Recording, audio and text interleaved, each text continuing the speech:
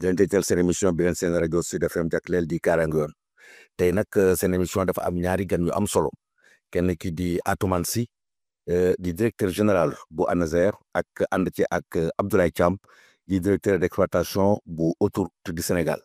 te boo leen waxee nag ne ANASER exploitation xam naa ne seen xel war a dem ci xew-xew bi nga xam ne moom lañ jóg jublu mi màggalu Touba nag bu amee ay junni wax ma ay millions nit ñooy jóg dem te Touba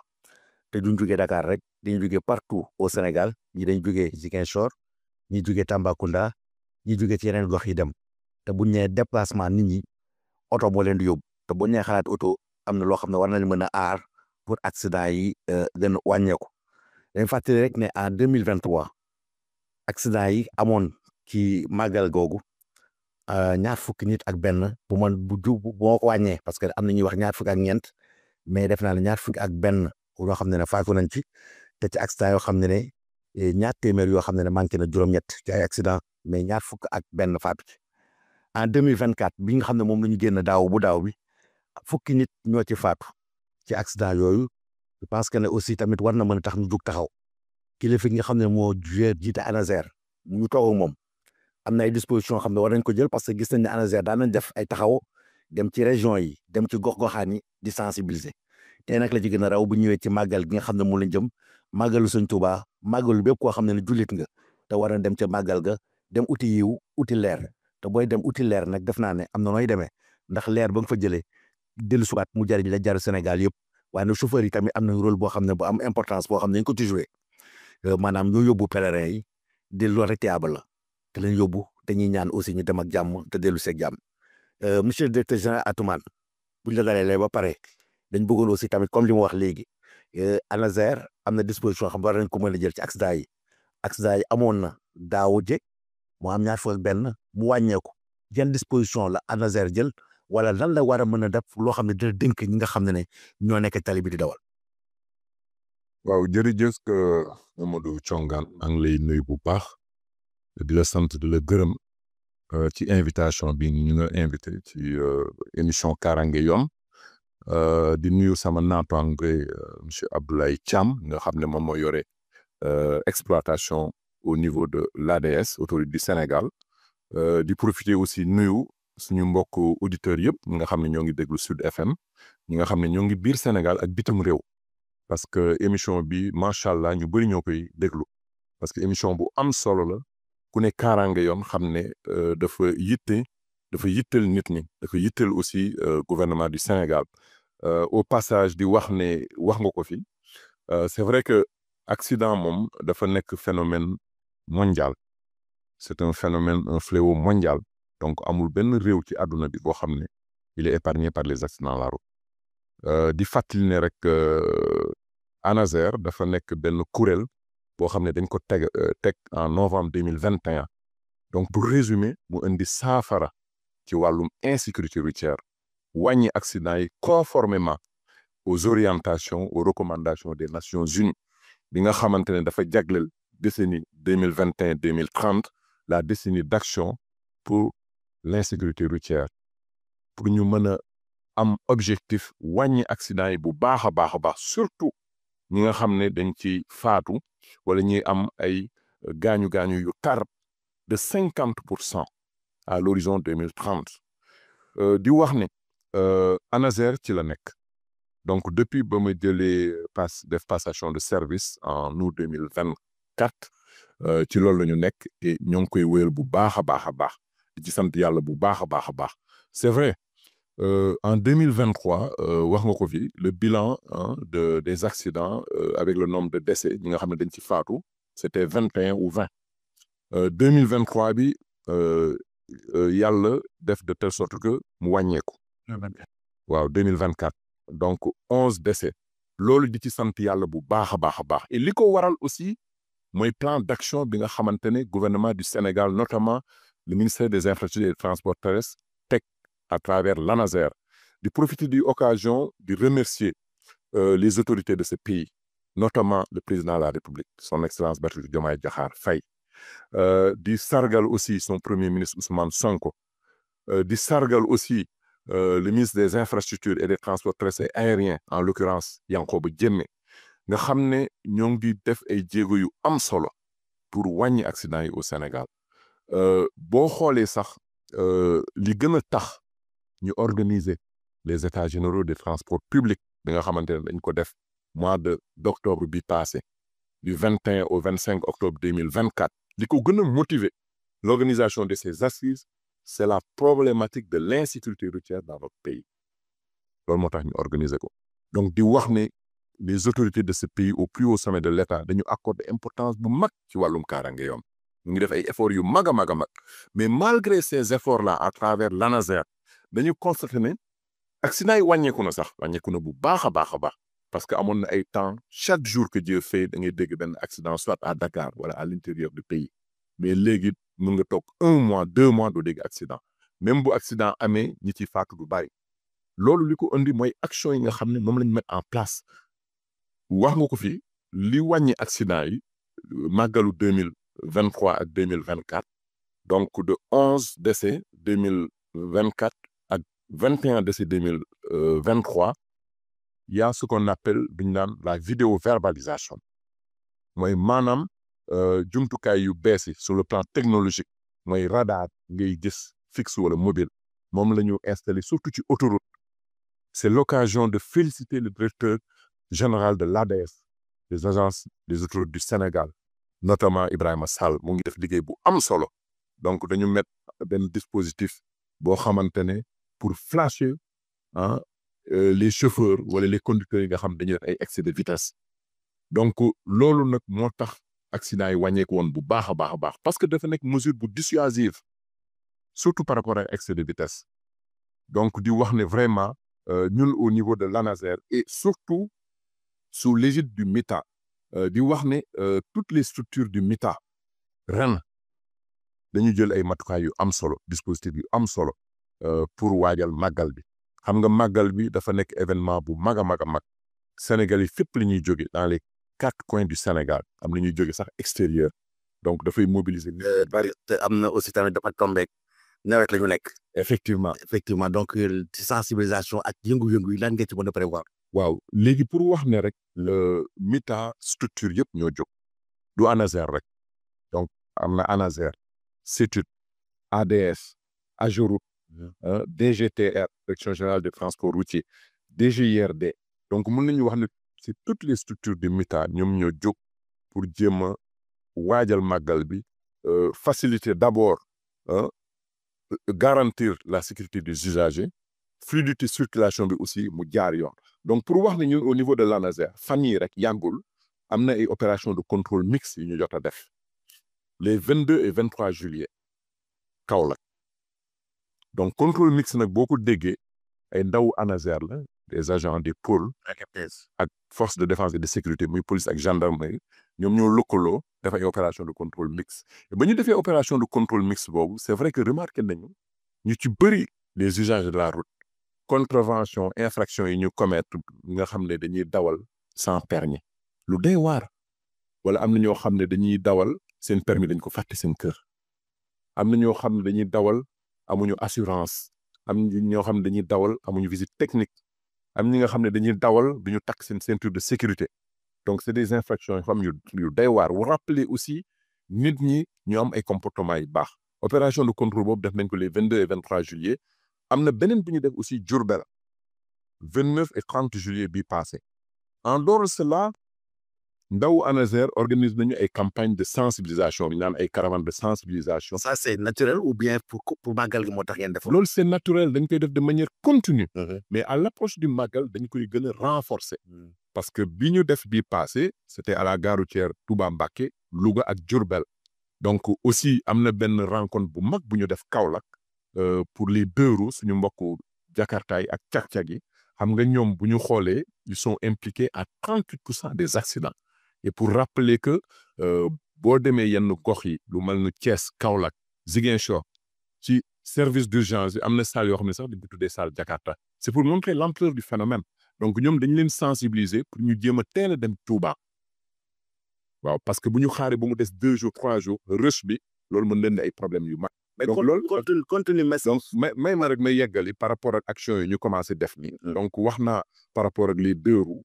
y a aussi les villages de sécurité routière bi nga xamante ne dañ koy waajal en collaboration ak ADS CGA ak SECA sur les heures de repos de l'autoroute à péage loolu dinañ ko def incha allah fan yi ak am na aussi ay spot yu ñu réaliser ak diffuser ñu naan spot audiovisuel de sensibilisation yi nga xam ne dañ ko diffuser sur la rajo suñu trafic mooy rajo trafic bi nga xamante ne fan yi lañ ko créer waaw justement phase test lañ nekk sur l'autoroute bon am na yoo xamante ne aussi dañ ko diffuser sur médias yi ak réseaux sociaux yi donc surtout ñaax suñu mbokk chauffeur yi lu ñu naan ce qu'on appelle la vérification avant départ moom lañu naan le check-up donc xoolaat bu baax le système de freinage seen oto la pneumatique donc dafa am solo nit ki balaa ngay jël sa oto nga xool ndax pneu bi si c'est bien gonflé ndax am na air lumière bi aussi muy feuille ak essuie-glace yi parce que ci jamono nawet lañ nekk di insister aussi bu baax a baax suñu mbokku chauffeurs yi ñuy respecter la limitation de vitesse loolu dafa am solo parce que fan yi dañu constater accident yi fi jot a am yëpp cause principale bi excès de vitesse la ñu bëri lu ñu respecter excès de vitesse donc c'est pour l'occasion ñu leen di fàttali ñuy respecter la limite de vitesse ak aussi lu ñu naan fatigue au volant sonde jël Sinébar boole ci. loolu aussi dafa bokk ci facteur de risque parce que nit ki boo dawalee 2 heures de temps da nga war a noppalu parce que d'ailleurs c'est l'occasion de féliciter les autoroutes du Sénégal aire de repos yi bari nañ boo dawalee 2 heures de temps nga gaare sa oto 15 minutes nga noppalu après jëlaat tali bi loolu daf lay aar y a aussi lu ñu naan l'alcool au volant Sinébar ak drogue yi ak médicaments yi aussi am na ay garab yoo xamante ne day indi somnolence nelaw loolu nit ñi foog ñu def ci attention aussi téléphone au volant loolu duma tàyyi di ko wax téléphone au volant dañ koy faral di gis très fréquemment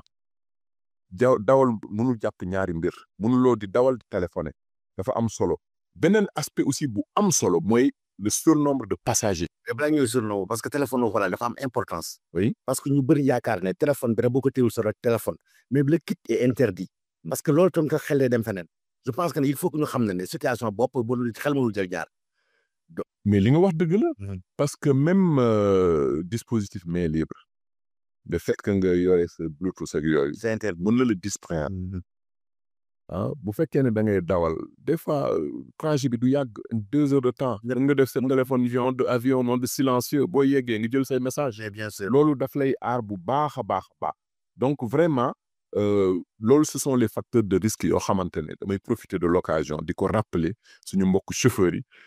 ñu ci bëri c'est des professionnels. ñu ci bëri ay professionnels lañ mais baax na di leen ñaax ñuy wàññi seen tànk ci par rapport ak excès de vitesse bi ak yenn facteurs yi ma wax léegi bon bu ñu jógee ci loolu dina am aussi ay campagnes de sensibilisation yoo xamante ne nañ ko def à travers les émissions de télé les plateaux de télé plutôt plateaux médiatiques loolu dafa am solo en dernier lieu au niveau de l'ANASER dañuy mener aussi des campagnes de sensibilisation et d'information donc loolu dafa am solo et loolu duñ ko yemale rek ci màggal bi commencé nañ ko bu yàggul rek mois de mai bi le 20 mai dañu lancer sax la campagne nationale de sensibilisation et d'information à la sécurité routière Garbo maraîcher lañ ko lancé woon le 20 mai bi passé donc événement bu amoon succès la et di ko wéyal nag même après le màggal dañ koy wéyal donc di wax ne aussi comme ni ma la ko expliqué sànq dafa am solo loolu lépp ci lëkkaloog ak toutes les structures du MITA parce que le ministre des infrastructures et des transports terrestres mu Yankhoba Diémé ndigal boobu la ñu jox ñun ñëpp ñu collaborer ensemble am une certaine harmonie synergie des actions pour venir à bout par rapport à ce problème-là di ci dolli aussi beneen affaire au niveau de l'autoroute du Sénégal les autoroutes du Sénégal ADS dañu def de telle sorte que pour gën a yokk fluidité du trafic parce que les gares de péage là yu bëri dañ ko ubbi waaw dañu gën a augmenter les gares de péage parce que xam nañ ne c'est des moments de rush tali bi day bari autoroute bi day bari oto donc def na de telle sorte que ñu gën a augmenter les gares de péage loolu dafa am solo li ma ci mën a yokk aussi pour terminer pour wax ne dafa am solo suñu mbokk chauffeurs yi je sais que ñu ci bëri c'est des responsables di wax ne accident du fatalité c'est vrai que mënuñu wax ne 0 accident du am loolu utopie la mais bu ñu defee lu ñu war a def d'abord respecter bi lu code bi wax le code de la route dafa am solo respecter la signalisation routière dafa am solo parce que fan yi passé weer yi passé at yu passé dafa am ñetti facteur de risque yoo xam ne moom la ñuy gis tout le temps ci accident yi mooy gën a causer accident yi excès de vitesse autoroute bi la limite de vitesse c'est 110 boo demee ba 115 120 c'est tolérable mais am na ci ñoo xamante ne des chauffards dañuy dem ba 140 150 160 mais 115 ça c'est pas tolérable. non 115 parce que 110 il faut pas aller au-delà. non en fait dama lay expliquer c'est sur le plan technique 115 c'est tolérable parce qu'il y a une marge li ñuy xam nga en matière de vitesse il y a ce qu'on appelle la vitesse il y a les excès de vitesse et les grands excès de vitesse dafa am croix vitesse excessive 115 c'est tolérable mais il y a les grands excès de vitesse lañ dul tolérer 140 160. waaw 140 150 parce que par exemple nga dépasser de 20 kilomètres de la vitesse permise par exemple koo xamante ne autoroute bi 110 la nga dem 130 20 kilomètres de plus loolu c'est intolérable mais boo dépasser de 5 ba 10 c'est tolérable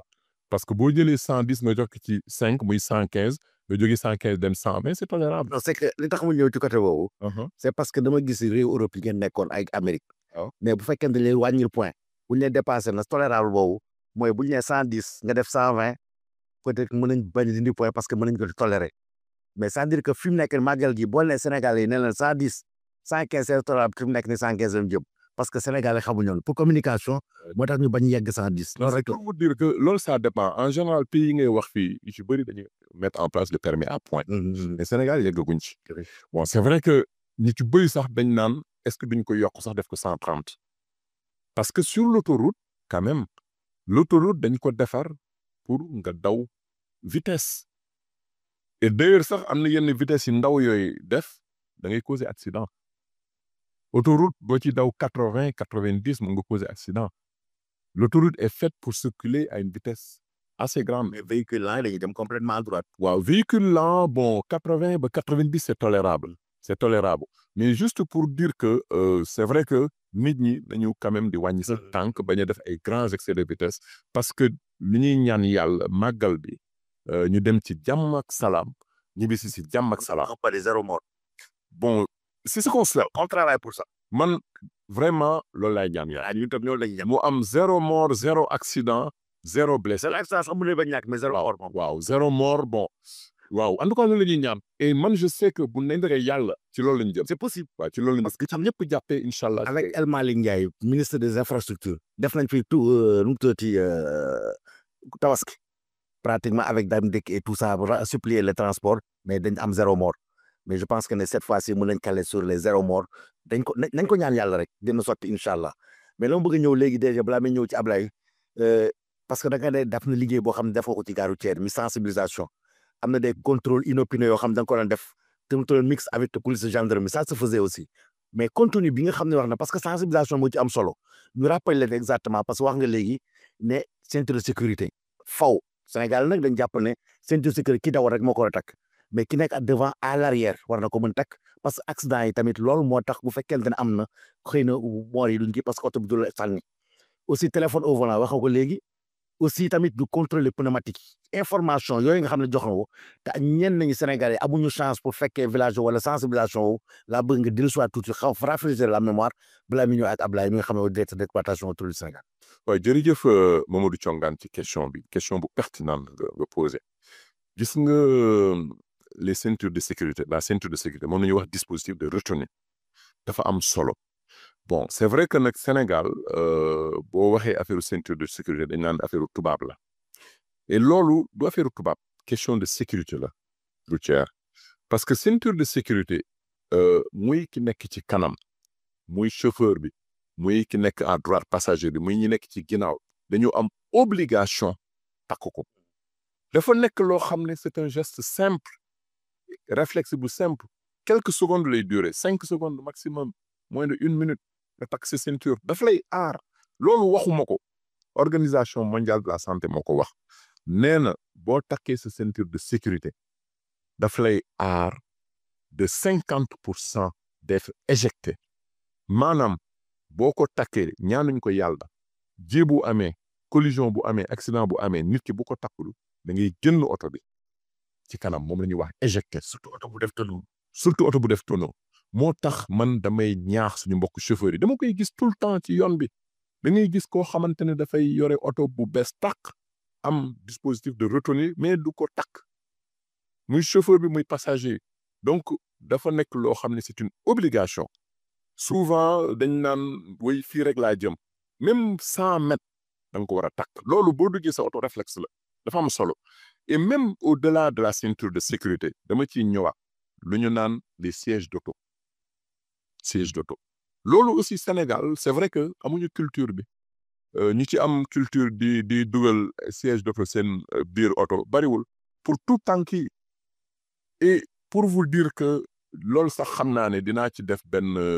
campagne bu mag a mag a mag siège d'auto dafa am solo siège d'auto yi dafa bari y en a trois y a les sièges pour bébé y a les sièges d'appoint et les sièges d'enfant siège d'auto imaginez koo xamante ne jënd 4x4 am ay 10 millions 15 millions siège d'auto mën nga ko am à 60 000 à 80 000 maximum nga def ko sa ginnaaw oto takk ci sa tout tànk mu aar ko mais souvent nit ñi amuñu culture boobu et vraiment c'est le lieu de le rappeler man vraiment dafa nekk loo xam ne sama credo la moo dafa am solo boo ko waxee ñu naan mbirum tubaab siège d'auto dafa am solo fii da ngay gis ñu bëri dañuy jël seen doom yi teg leen sax ci kanam man gis naa ko am na koo xamante ne plusieurs fois damay interpeller nit ñi dañuy toog ci seen volant seen doom ou seen doom le contact entre le volant et kii du ñu takk sax ceinture loolu jéebu amee mais c'est fatal et loolu di rappeler encore waxuma ko c'est l'Organisation mondiale de la santé moo ko wax moo ne les sièges d'auto ça protège les enfants contre les traumatismes crâniens au même titre que la ceinture de sécurité de 50%. bu ñu jógee ci loolu suñu mbokk nos jeunes frères ñi nga xam ne dañuy dawal les cak-cak jakarta yi du ma taay di ko wax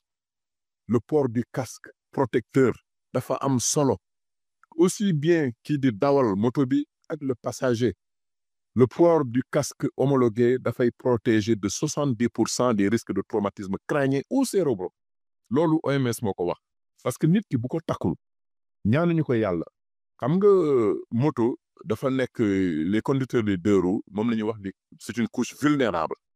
parce que bu accident amee des fois pour ñu mucc ci day métti donc le contact ak tête bi ak chaussée bi mais c'est fatal alors que boo takkee sa casque daf lay aar bu baax a baax vraiment di ñaax et au-delà même des deux roues là beneen aspect aussi bu am solo parce que fan yii yëpp dama ko constaté yàgg naa ko constaté moto deux roues ñaari nit lay jël du jël ñetti nit dama koy gis très fréquemment c'est le lieu et l'occasion de rappeler suñu mbokk dawalkat cag-cag yi wala jakarta yi bu ñuy jël seen moto bu ñu nekk ñett da ngay gis benn père de famille day nekk ci digg bi jël benn xale bu ndaw tout tànk 1 an 2 ans ci kanam 1 an 2 ans ci ginnaaw lu day waar.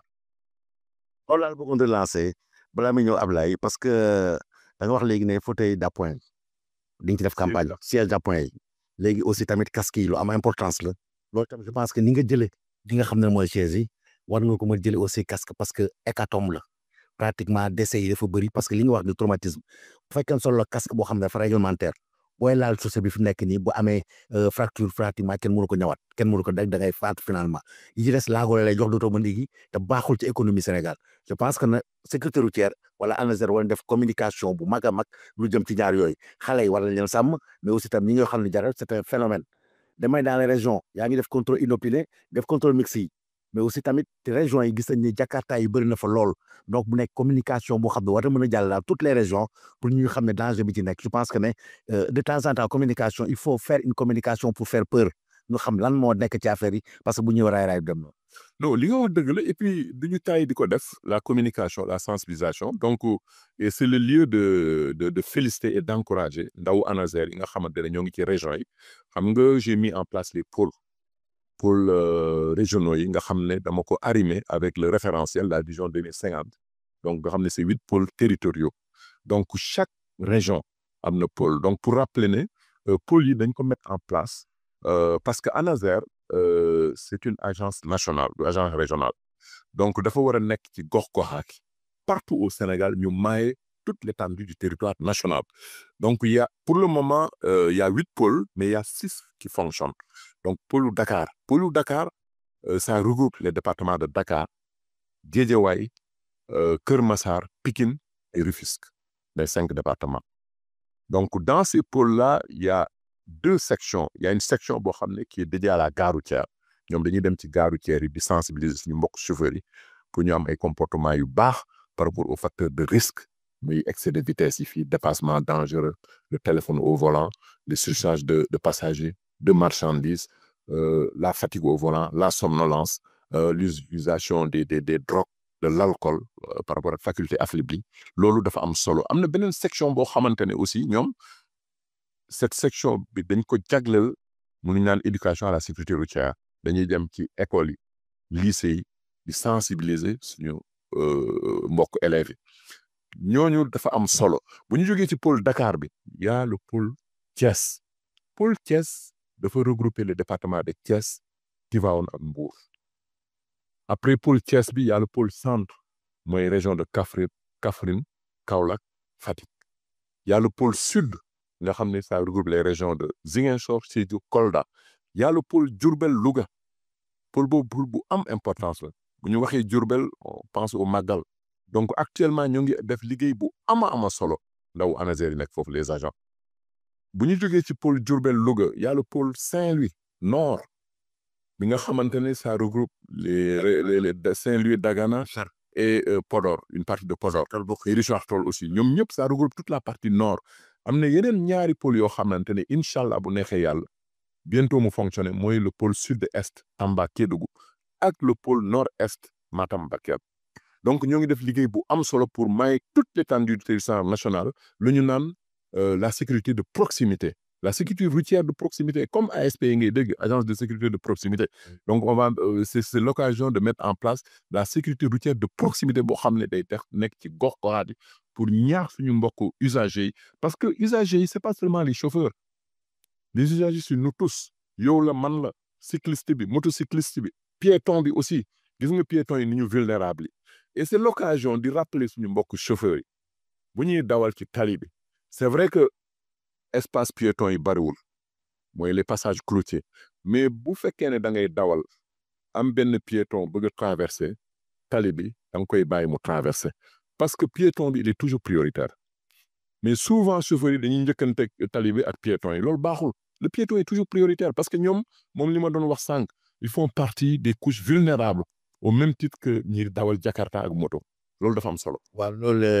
am na solo trop le temps ne moo ngi doon dégg léegi directeur général Atoumane Seydi directeur général bu ANASER dañ jëlu soit ak moom parce que am na point yu bëri wax na te am na taxawaay boo xam war nañ ci mën def permis conduire yi bëgg naan jëlu si parce que tamit il faut ñu réformer ko yan taxawaay lañ ci am mais les sanctions aussi parce que wax ji yëpp ab buum ju dak il faut ñu wax sanction bi yan taxawaay lañ ci war a am parce que Sénégal yi aussi tamit bu fekkee dañu jàpp jox leen laaj leen 3 000 wala 6 000 dañ koy répéter parce que finalement mais bu fekkente ne une sanction lourde la vraiment dinañ ko mën dañ ci dellu soit léegi ak yeneen point yoo xam ne ne mu ngi war a mën dénkaane mais damay ñëw léegi ak Abdoulaye Thiam ma présenté rek dégg nga leen ma la mooy directeur d'exploitation bu ADS agence autoroute du Sénégal ñoom yore autoroute yi yàlla def na daaw ci màggal gi ñoom yàlla def na amuñu benn ku xam ne faatu na ci waaye ne ren nag moom aussi tamit dañ bëgg dàbbaliwaat li nga xam ne moom la demee woon ni nga xam ne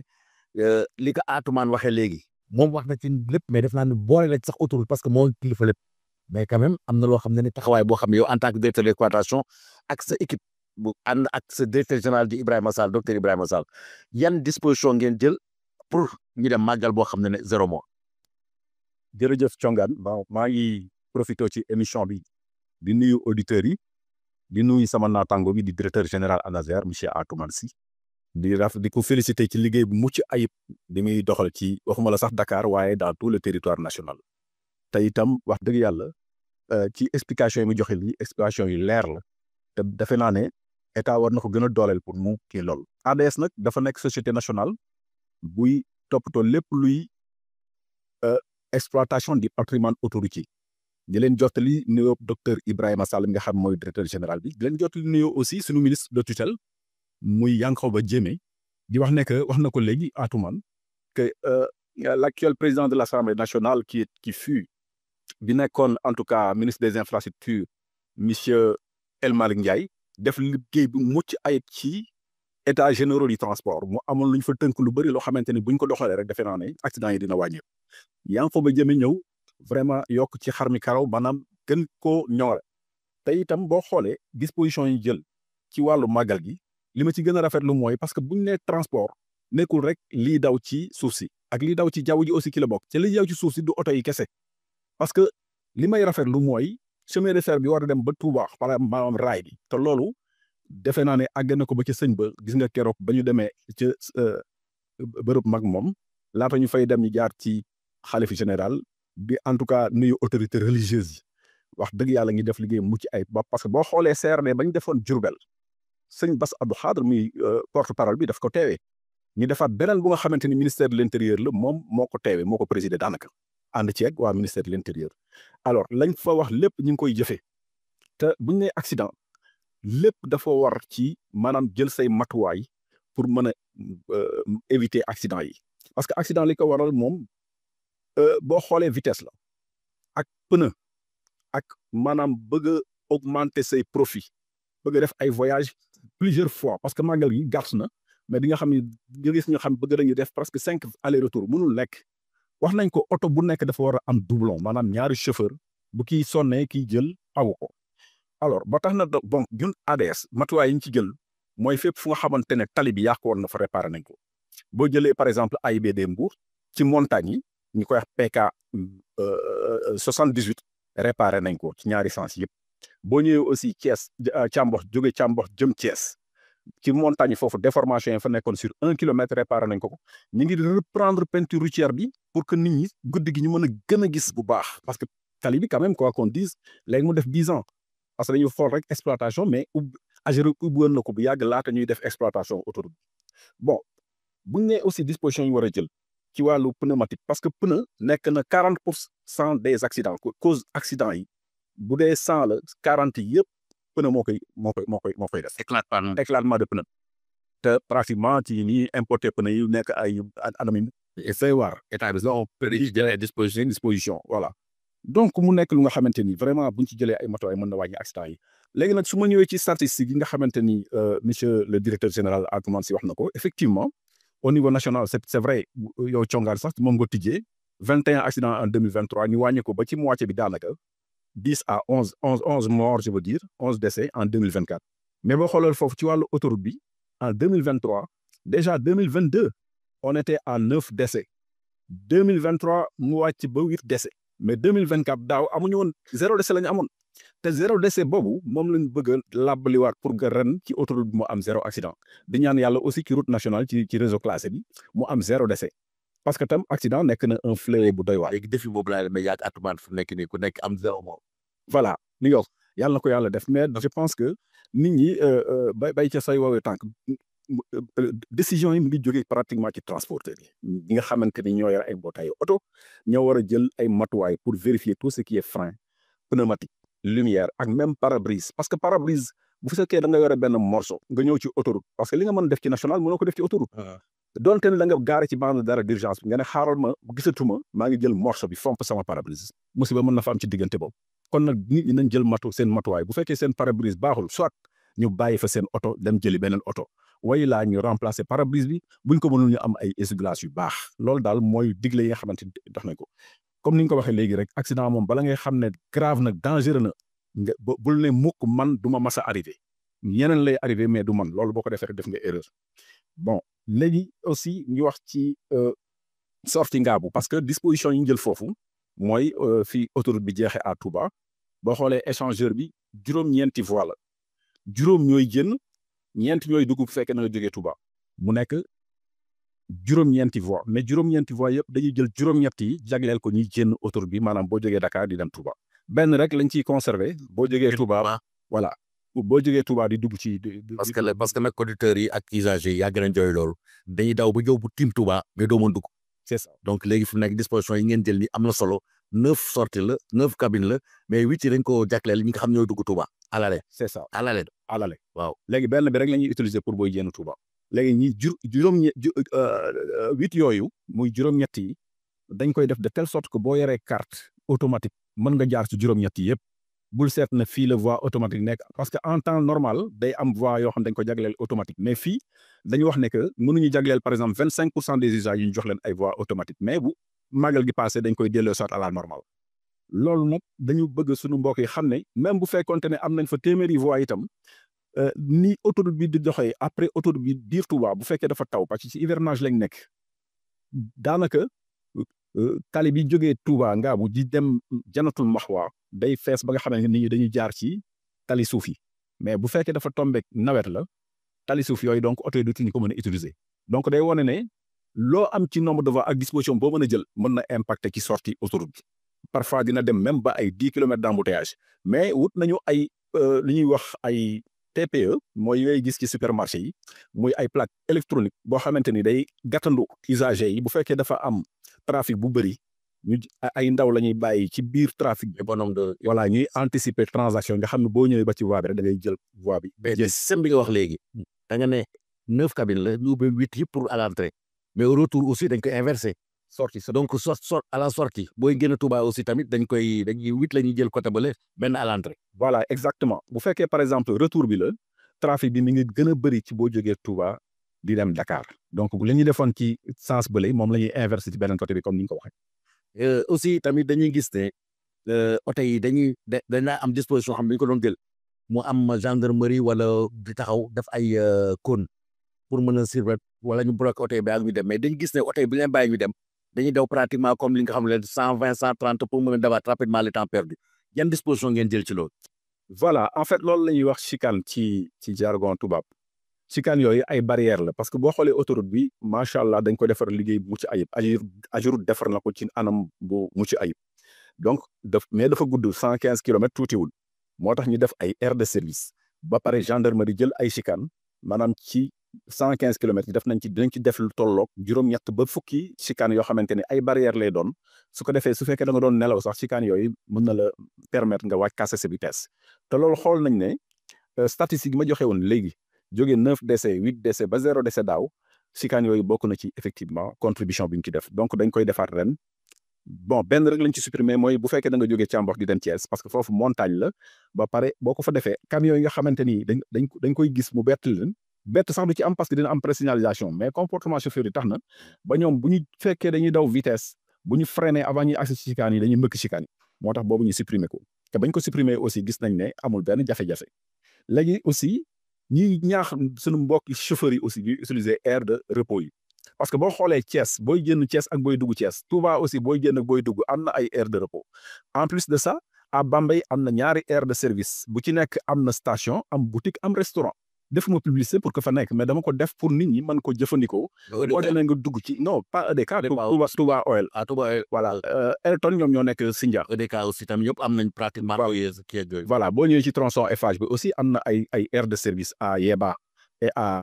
comment dirais-je Dalifort donc aire de service yaa ngi fi loolu moo ko tax a jóg am na ay espace yoo xamante ni sa doom sax bu fekkee da nga bëgg mu noppal nga yóbbu ko ci espace de jeu pour enfants yi mu dem noppal yow nga def say achat ñëwaat wala nga dugg ci toilette yeesal sa njàpp am na mosquée bu mucc ayib nga dugg fa jàpp sa julli su ko defee da ngay beesaat mën a affronter at tronçon bi sans difficulté mais les gens dañuy bëgg comme ni ma ko waxee léegi bëgg a def ay voyage plusieurs fois loolu mënul nekk yokk sa profil yàgg nañuy wax yàgg ci tali moo gën a yàgg hôpital te je pense que suñu mbokk yi war nañ ko mën di def beneen aspect aussi am na ci muy ñi nga xamante ni dañuy taxaw ci autoroute bi di def autostop loolu effectivement suñu mbokk gendarmerie ñi ngi fi aussi di veiller au grain parce que am na ay caméras de surveillance parce que ci autoroute bi Ila Touba am nañ lu tolloog 30 caméras de surveillance yoo xamante ni dañ ko rattaché ak salle yi nga xamante ni moo nekk Thiès ñu koy wax poste de contrôle alors lépp lu fa am ku fa taxaw xamal na ñu ngi lay gis ci caméra yi su ko defee nag oto ba nga xam ne ma ngi fay taxaw déjà kooku moom moo irresponsable piétons yi dëgg la waruñu ko def mais oto bu taxawul war a jël nit kon kenn du fa taxawati te tam buñ ko gisee ci caméra yi plaque bi dañ koy signaler Touba bu ko defee bu accès oto ba ñu jàpp ko du ko defee yow sa màggal yàqu jaru ko donc beneen aspect bi mooy ñiy dagg grillage yi parce que grillage boo ko daggee nag yi mala yi dañuy dugg te bu ñu duggee nit mën na ko mbëkk, mën na indi ay accident yu doy waar. mais ñëw aussi tam balaa nga dem ci benn point am na temps yële benn accident boo xam ne am na fi oto boo xam dafa paan taxaw benn oto ñëw dugg ko léegi fi mu nekk ni ban conseil nga mën a jox ñi nga xam ne ñooy jël autoroute bi pour ba en cas de panne nan lañ war a mën def est-ce que prévoir aussi tamit ay grilles yoo xam ne au moins bu leen mën a génne ko. Voilà, c'est ça. Donc loolu am na ci parce que boo xoolee ci engin de levage nombre d'engins yi mat na 29 ci loolu am na 11 patrouilleurs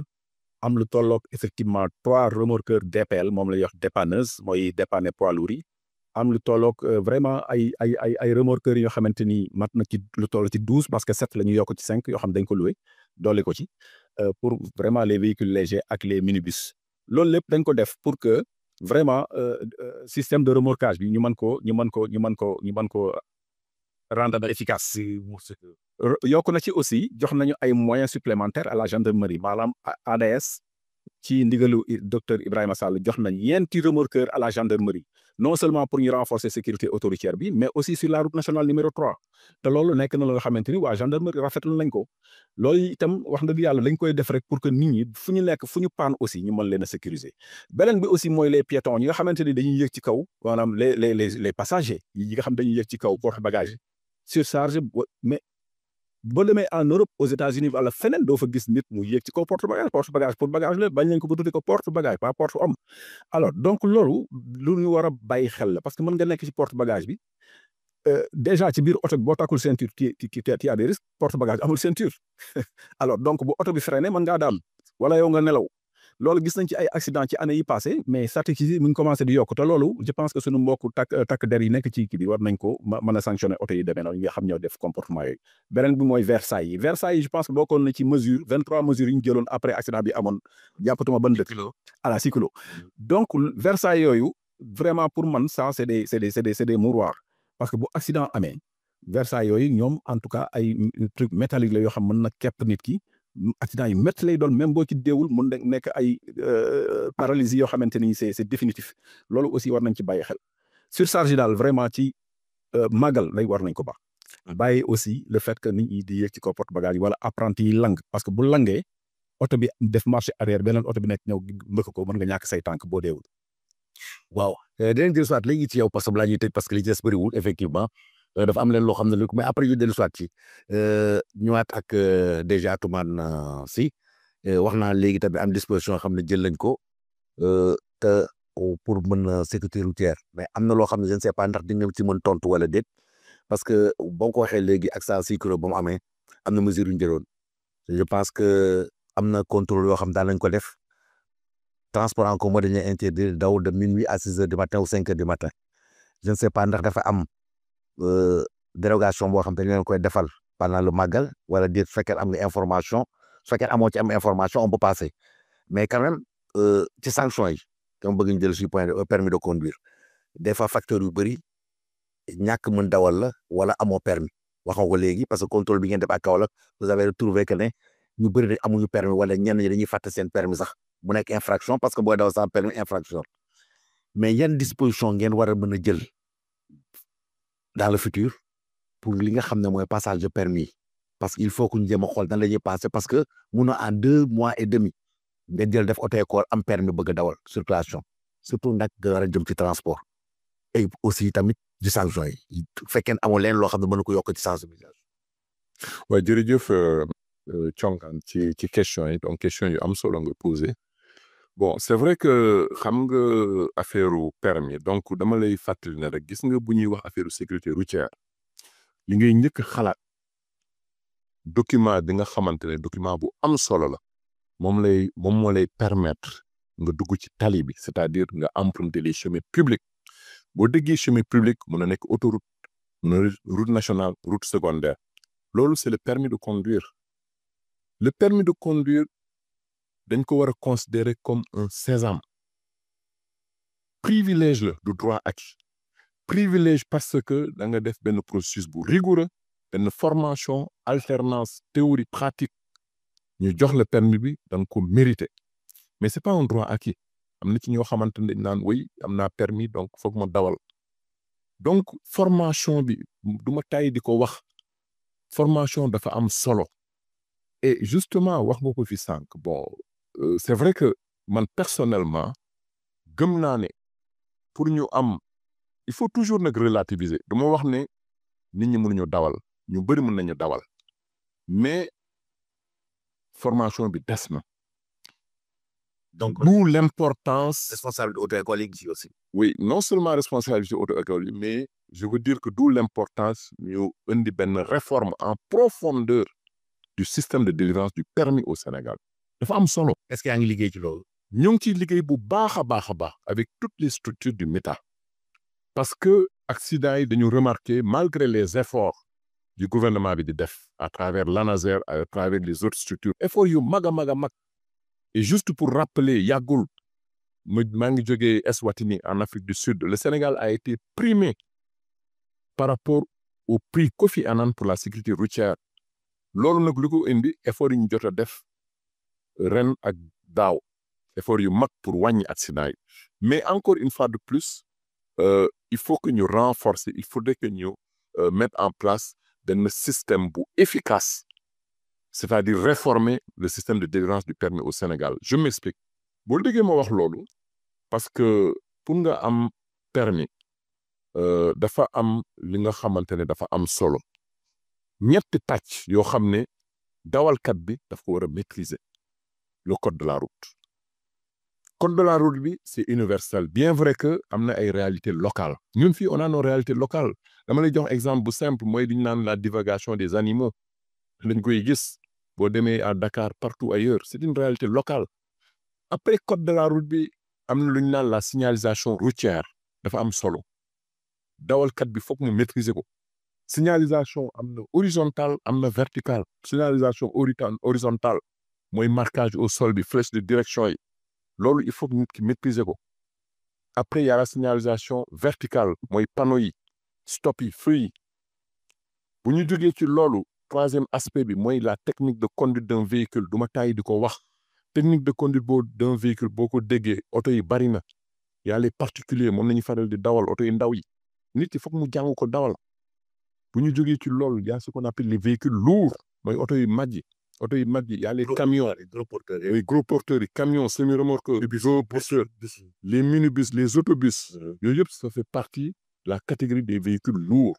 et après en dernier ressort y a les deux roues mooy suñu mbokk cak-cak yi Jakarta yi gis nga effort bi gouvernement bi def sur l'immatriculation généralisée des deux roues pour vous dire que li ñu immatriculé ren depuis campagne bi ba mu dañ ko commencé au mois de février ba léegi mais c'est presque je peux dire plus de 150 000 alors qu'à l'époque pratiquement on n'a même pas pu immatriculer 10 000 donc c'est pour vous dire que État du Sénégal moo ngi def effort yu am solo di wax ne aussi en dehors de l'immatriculation dañ leen war a former parce que nit balaa ngay dugg ci tali bi da nga war a am permis de conduire loolu sax moo waroon jiitu ñu am permis de conduire nañ am permis parce que quoi waxoon nañ ko mais dinañ ko am parce que ñoo ngi ci yoon bi parce que bientôt nous allons lancer une campagne de formation pour les deux roues dafa am solo parce que nit ki balaa ngay dugg ci tali bi c'est vrai que ñu ci bëri ñoo ngi pratiquer sur le tas mais am na ay éléments code ak signalisation bi peut-être am na yoo xam ne maîtriser wuñ ko et loolu sax fa duñ taxaw fa justement devant les forces de l'ordre ak dépassement yi gis nga il dépasse droite pas gauche par la droite gauche donc en fait c'est pour vous dire que inchallah bu neexee yàlla ñu ci bëri nañ leen former et on va généraliser même la formation pour ñu am permis de conduire donc trois aspects yooyu code de la route signalisation routière ak technique de conduite dafa am solo pour nit ki mën dawal et au-delà de l'examen théorique xam nga sànq yaa ngi ko fi doon wax les auto-écoles yi il faut que ñu gën a renforcer gën a mettre en place benn dispositif bu rigoureux pour ñu am ay auto-écoles agréées nga xam ne dañuy dispenser ay cours de qualité aux apprenants et même les moniteurs d'auto-école parce que un moniteur d'auto-école bu amul formation bu baax lan la mën a dispenser une formation de qualité aux apprenants mënul nekk parce que yow li nga jàng boo ko mokkalul keneen ki ngay jàngal mais du mokkal dara effectivement donc moniteurs yi aussi dañ la war a former bu baax tàggat leen càmbar leen donc bu ñu jógee ci auto-école yi parce que examen théorique bi et actuellement ñoo ngi ci benn pàcc bu am solo mooy lu ñu naan le système d'examinateur la fonction audio parce que dañuy bëgg éviter le contact entre l'examinateur et le candidat donc benn fonction audio la ñuy mettre en place pour les examens théoriques bientôt ça va être fonctionnel donc gën a corser gën a durcir l'examen théorique pour gi nga xamante ne bu ko jàllee daf ko mérité donc vraiment évaluer nañ ko dans des conditions optimales bu ñu jógee ci examen théorique bi moom laay am habitude di wax parce que Sénégal mooy l'un des rares pays dans ce monde bi nga xamante ne pour am sa permis créneau rek ngay def loolu dafa day waar créneau stationnement oblique et parallèle mënuloo ci évaluer un candidat à l'obtention du permis de conduire mënul nekk candidat à l'obtention du permis de conduire da nga ko war a càmbar un circuit routier digne de ce nom nga xam ne day confronté wu à la réalité de la conduite dugg ci tali bi def ay manœuvres changement de voie intersection yi xool avec un évaluateur un examinateur bi nga xamante daf ko naan boo demee fële da ngay jàdd léegi bu fekkee ne yow def nga sa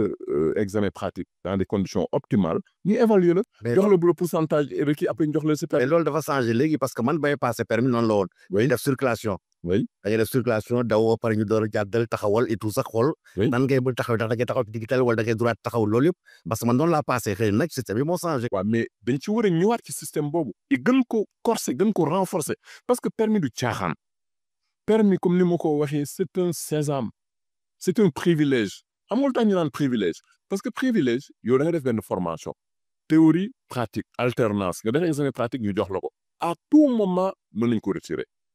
d'où l'importance même de mettre des sanctions dissuasives et le permis à point parce que boo defee loo xam ne waruloo ko def dañ lay retirer ay points donc c'est un privilège c'est pas un droit acquis donc man je préconise que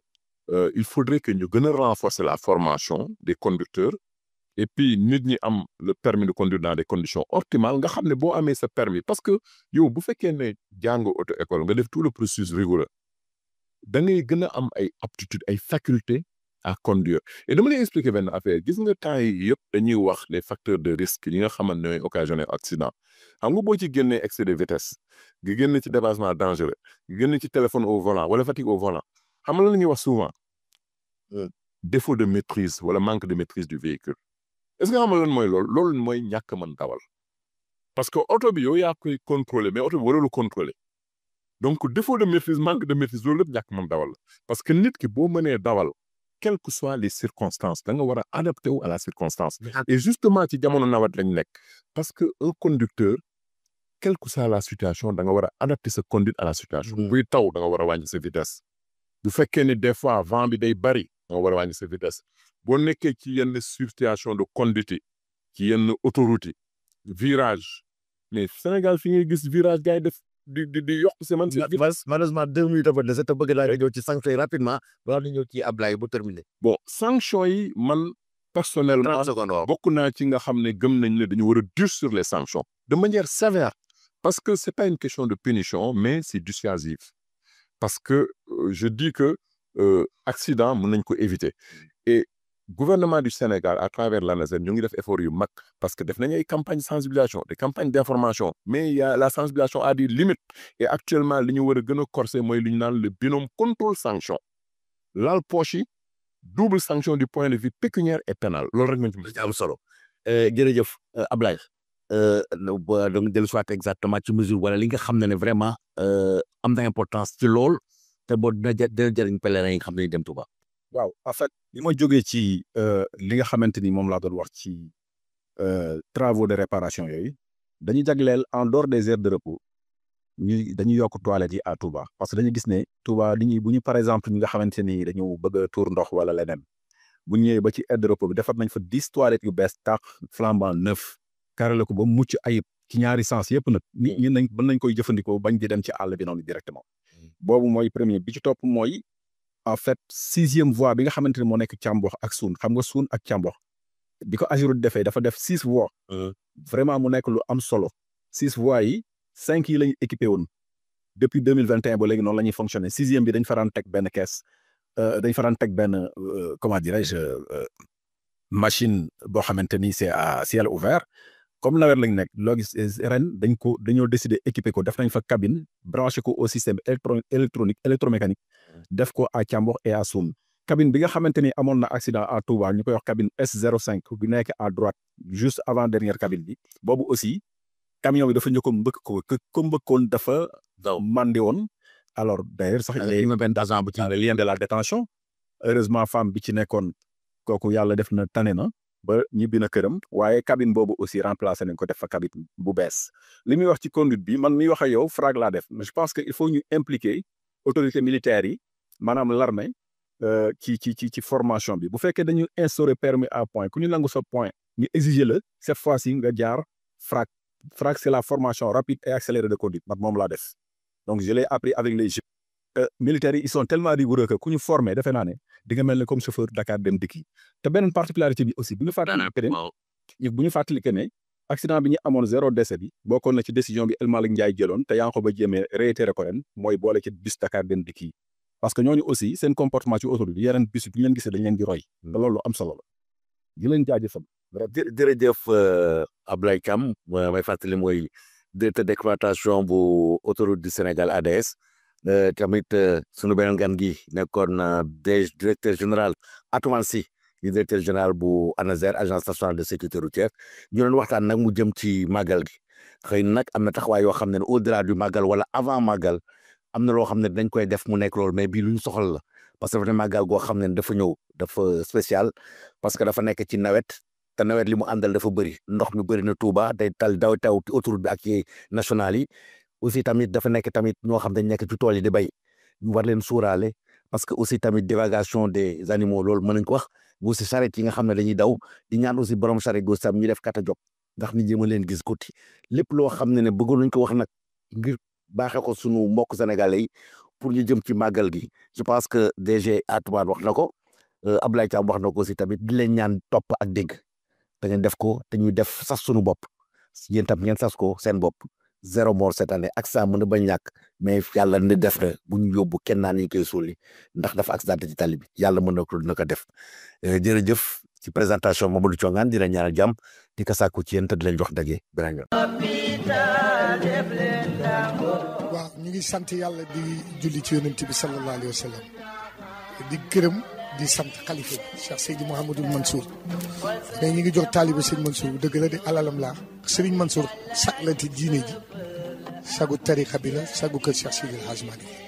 radiyallahu taala te déggoon naa nag benn góor gu mën a woy mu ni woy yi Youssou Ndour woy yëpp bi ko ci dàqal mooy li nga jàppoon ba am lii bu ko bàyyee te jig na la te man xalifa bi laa jàpp muy Cheikh Seydi Mouhamadou Mansour ba am li ma am kon du ma ko bàyyi jig na la maître nag ñu ngi lay gërëm di la sant